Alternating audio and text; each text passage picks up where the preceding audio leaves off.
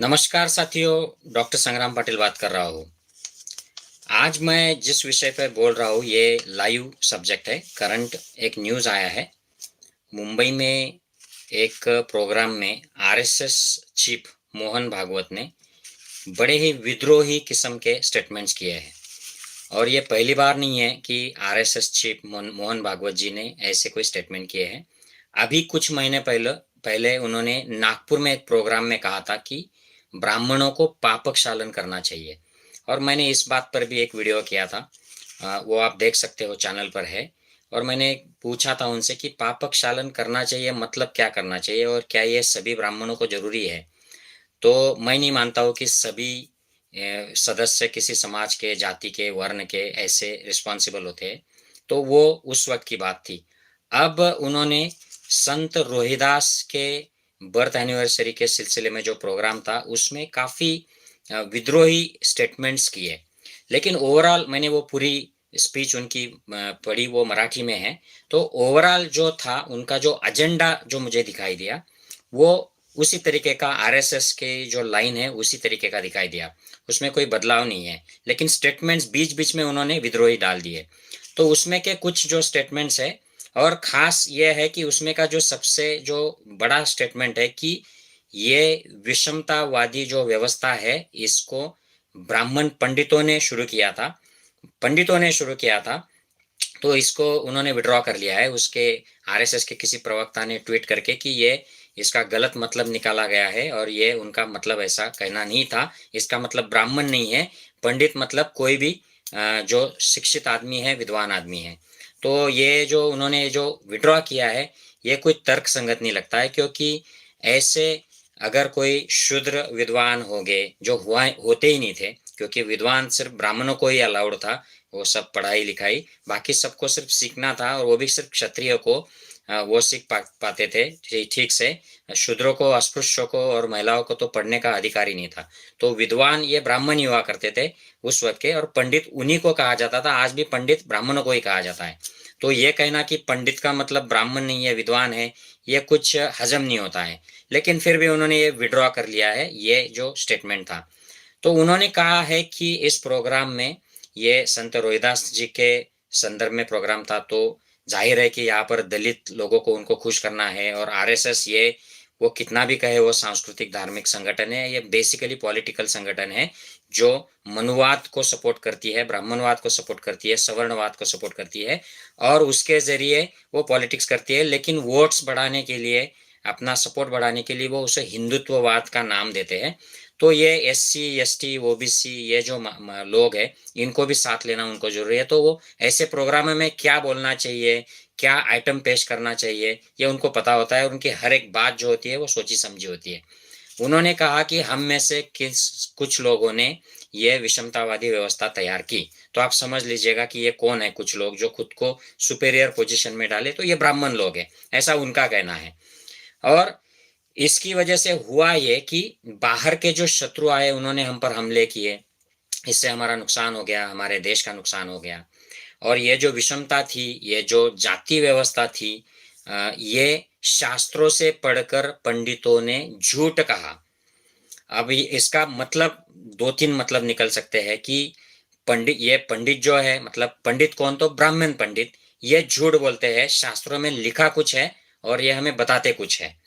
तो ये उनका बहुत बड़ा इल्जाम उन्होंने ये लगा दिया है पंडितों पर, जो शास्त्र पढ़कर लोगों को सुनाते हैं। तो इसमें ये पंडित पुरोहित आ गए, कथाकार आ गए, धर्म का प्रचार करने वाले आ गए, ये सब आ गए कि ये लोग झूठे हैं।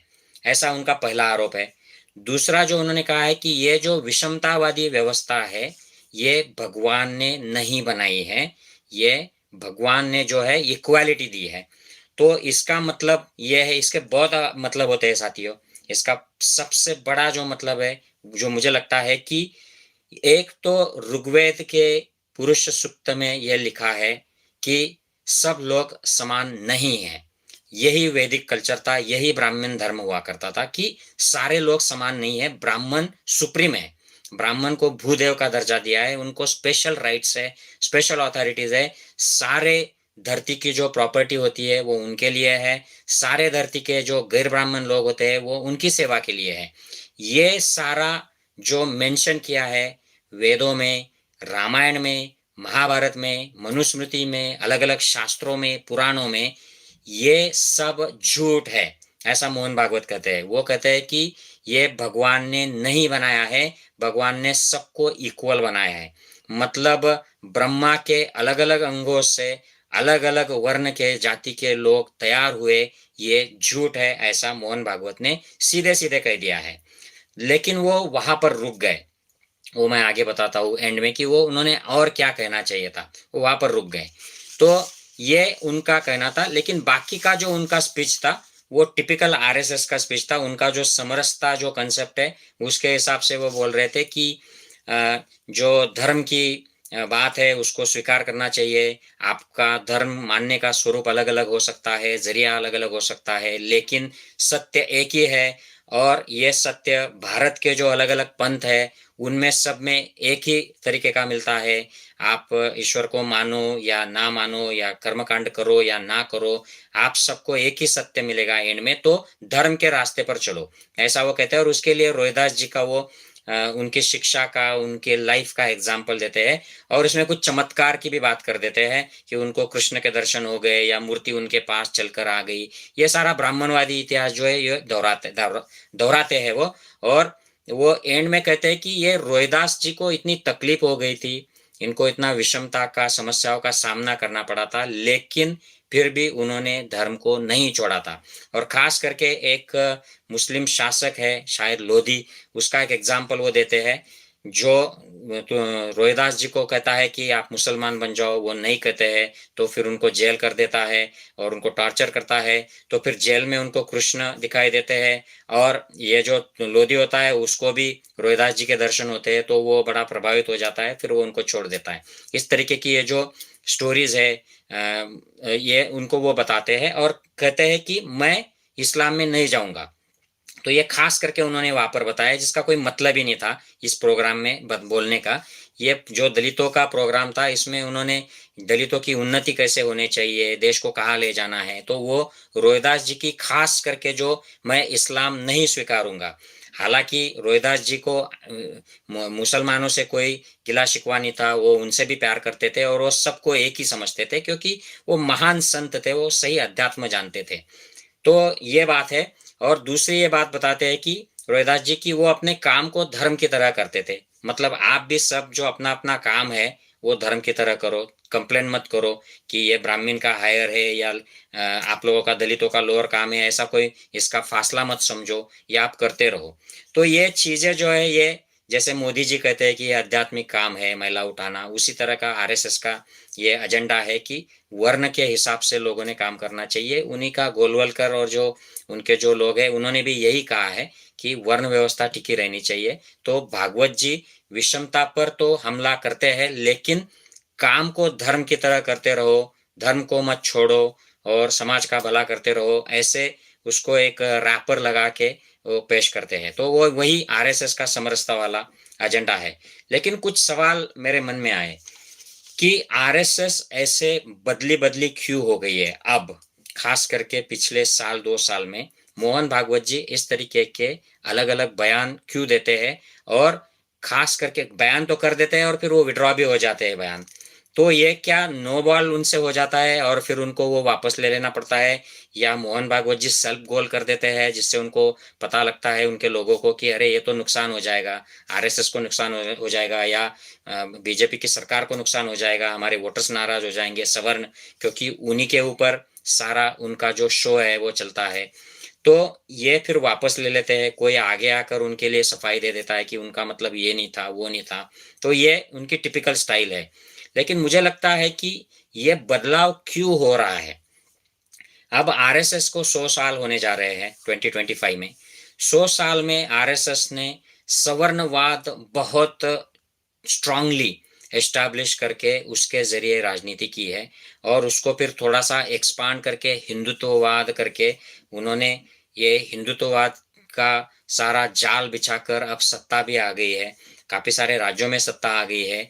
तो 100 साल में ये चला है। लेकिन अब ग्राउंड पर जब वो उनका फीडबैक सिस्टम तो 100% होता ही है कि कहाँ से क्या फीडबैक है। तो आरएसएस के बारे में मुझे नहीं लगता कि उनको खुद को कोई पॉजिटिव फीडबैक आ रहा है, क्योंकि आरएसएस की अब प्रतिमा एकदम मैली हो गई है।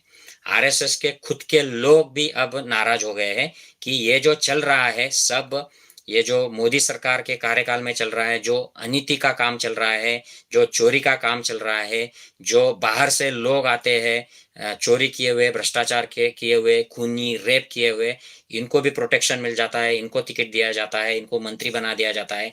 और खुद मोदी और अमित शाह, ये क्या है, मोदी के अभी भी 2002 की डॉक्यूमेंट्री बीबीसी ने रिलीज की है, तो उस पर कितना बड़ा हंगामा हो गया है। अमित शाह तो ये अपने डिस्ट्रिक्ट से निकाले गए थे ऐसे आदमी है और होम मिनिस्टर हो गए, और ये सारा जो चल रहा है इस पर आरएसएस खुश नहीं है। और जमीन से जो फीडबैक उनको आते होंगे ये बहुत निगेटिव ही होंगे। इसलिए आरएसएस को अपनी इमेज सुधारने की जरूरत है। अगला जो रोड मैप है, किन लोगों को साथ में लेकर चलना है, तो उस हिसाब से ज्यादा एससी एसटी ओबीसी, ये जो लोग हैं आदिवासी दलित, इनको भी साथ लेना है, ताकि अब 100 साल तक तो हमने यहाँ तक निभा लिया, आगे हमारे साथ कौन रहेगा। तो ये जो नाराज लोग हैं, जो हमें मनुवादी समझते हैं, ब्राह्मणवादी समझते हैं, इनको साथ ले लो, तो इनके लिए कुछ स्टेटमेंट्स करते रहो। लेकिन फिर स्टेटमेंट करने के बाद फिर ब्राह्मण नाराज हो जाते हैं, पापक शालन का हो या अब ये पंडितों वाला स्टेटमेंट हो, बीजेपी नाराज हो जाती है, आरएसएस में ही बहुत बड़ा गुट उन पर नाराज होता होगा, फीडबैक देता होगा, तो फिर वो स्टेटमेंट विड्रॉ कर लेते हैं। तो इसमें शायद दोनों पार्टीज खुश हो जाती है, दलित भी खुश हो जाते हैं, जो सेक्युलर लोग हैं वो भी खुश हो जाते हैं, वाह वाह आरएसएस चेंज हो रहा है, और विड्रॉ कर लिया तो ब्राह्मण और सवर्ण भी खुश हो गए। तो शायद ये उनका पॉलिटिक्स है, इमेज सुधार की ये मुहिम है। और आगे जो और एक बात मुझे लगती है कि ये मोहन भागवत जी बयान तो दे देते हैं, काफी बयान देते हैं, लेकिन ये सच जो है ये आधा ही बताते हैं, ये पूरा सच नहीं बता पाते हैं। अगर ये पूरा सच बताते, आज के व्याख्यान में अगर उनको ये विषमता के बारे में बोलना ही था तो पूरा पूरा बोलते, अपना जो मन में बैठा है वो बोल देते, लेकिन वो बोलते नहीं है। वो यहाँ तक बोलते हैं कि शास्त्रों को पढ़कर झूठ बोल देते हैं पंडित लोग, बनिए ये पंड्या पुरोहित जो लोग हैं, लेकिन यहाँ तक ही लेते हैं, उसके आगे नहीं जा पाते हैं।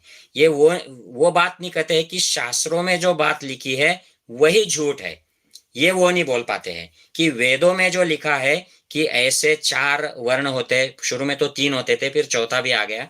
3 वर्ण जो है ये ईरान की अवेस्ता नाम का जो ग्रंथ है उसमें जो 3 वर्ण है ये शुरू के ऋग्वेद के पुरुष सूक्त में ऐड कर दिया गया था ऋग्वेद में।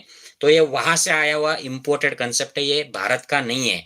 भारत की श्रमण संस्कृति जो हुआ करती थी ये समतावादी थी, इसमें वर्णों का और विषमता का कोई एक अंश भी नहीं हुआ करता था। ये बाहर से कुछ लोग आए, उन्होंने अवस्था से ये पढ़ा हुआ था, उनका ये नॉलेज था, उनका ये सिस्टम था, तो फिर उन्होंने यहाँ पर भी 3 वर्ण कर दिए।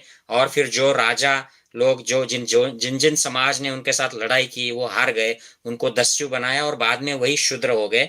और कुछ जो बाहर जंगल में रहते थे और अलग अलग किस्म के काम करते थे, जो क्लीन नहीं होते थे, उनको अस्पृश्य बाद में बनाया गया। और आगे चलकर तो काफी सारे क्षत्रिय जो समाज थे उनको भी अस्पृश्य डिक्लेयर कर दिया गया। ये ऐसा हिस्ट्री है, तो ये ओरिजिनल भारत का नहीं है, ये बाहर का आया हुआ है। तो ये बताने से वो डर जाते हैं, क्योंकि वो इतना खुला नहीं बोल पाते हैं कि वेदों में जो वर्ण व्यवस्था जो ब्रह्मा के अलग अलग अंगों से बताई गई है, ये कंसेप्ट ही झूठ है। यही उस वक्त के पंडितों ने, ब्राह्मण पंडितों ने झूठ बोला था और वेदों में लाया था, और वो आगे जाके संस्कृत में लिख दिया गया और वो फिक्स कर दिया गया, जिसकी वजह से पिछले 2-2.5 हजार से भी ज्यादा सालों से लोग सफर हुए हैं। और यहाँ के भारत के मूल निवासी लोग सफर हुए हैं, यहाँ की महिलाएं सफर हुई है। ये बात वो कहने से डर जाते हैं, कतरा जाते हैं। वो ये नहीं कह पाते हैं कि ये विषमता तो रामायण में भी है। रामायण में भी राम शंभु को इसलिए मार देते हैं कि वो शूद्र है और वो पढ़ाई कर रहा है और पढ़ा रहा है, अध्यापन कर रहा है, वो वही रुक जाते हैं। वो ये नहीं कह पाते हैं कि जो महाभारत में जब कर्ण स्वयंवर के लिए जाता है तो उसको द्रौपदी रोक देती है, किसके इशारे पर? कृष्ण के इशारे पर। और यहाँ पर जो स्ट्रिक्ट वर्ण व्यवस्था महाभारत में चलती है और कृष्ण भी इसको मानते हैं, वो भी ब्राह्मणों की वाह वाह करते हैं, तो यहाँ भी जो विषमता है उसको वो टोकते नहीं है। जो अलग अलग ग्रंथों में, मनुस्मृति में और अलग अलग जो ब्राह्मण साहित्यकार है, रामदास जैसे जो संत माने गए हुए लोग हैं, रामचरितमानस की जो विषमता भरी बातें हैं, इनको वो नकारने से चूक जाते हैं।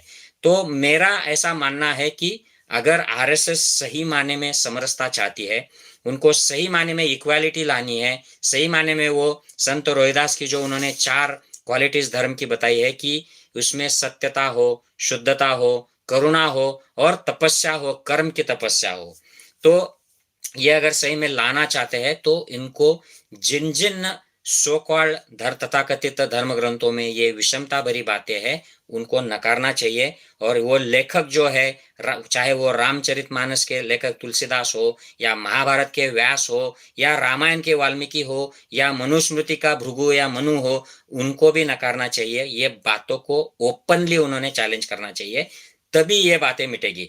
वो करते क्या है कि उन बातों का जरिया लेकर वो आज के पंडितों और ब्राह्मणों पर हमला कर देते हैं। पिछली बार भी उन्होंने कहा था कि ब्राह्मणों को पापक शालन करना चाहिए, लेकिन वो डिटेल नहीं करते कि पापक शालन क्यों करना चाहिए, कैसे करना चाहिए, ताकि इसका कोई सही मायने में समाज में एक उपयोग हो। और अब उन्होंने बोल दिया है कि पंडित झूठ बोल देते हैं। तो भाई किस बात पर झूठ बोलते हैं? कौन सी किताबों में ऐसा झूठ लिखा है? आप तो बड़ा स्टडी करके आते होगे व्याख्यान देने के लिए, तो आप उसको मार्गदर्शन करना चाहिए। अगर आप खुले मंच पर नहीं करना चाहते तो आरएसएस की जो शाखाएं लगती है उनमें करना चाहिए, अच्छे अच्छे व्याख्यान देने चाहिए, किताबें लिखनी चाहिए। और ये सारा जो विषमता का जो बाजार आपकी भाषा में कि ये स्वार्थ के हेतु पैसा कमाने के लिए लोगों ने ये शुरू कर दिया, तो ये आपको एक्सपोज करना चाहिए। और वही सही माने में फायदे का रहेगा। यही काम संत रोहिदास ने किया था, यही काम संत कबीर ने किया था, भगवान बुद्ध ने यही किया था, तुकोबाजी ने यही किया था, और यही काम फुले शाहू अंबेडकर और प्रबोधनकार ठाकरे ने भी किया था। तो आपको भी वही काम करना चाहिए।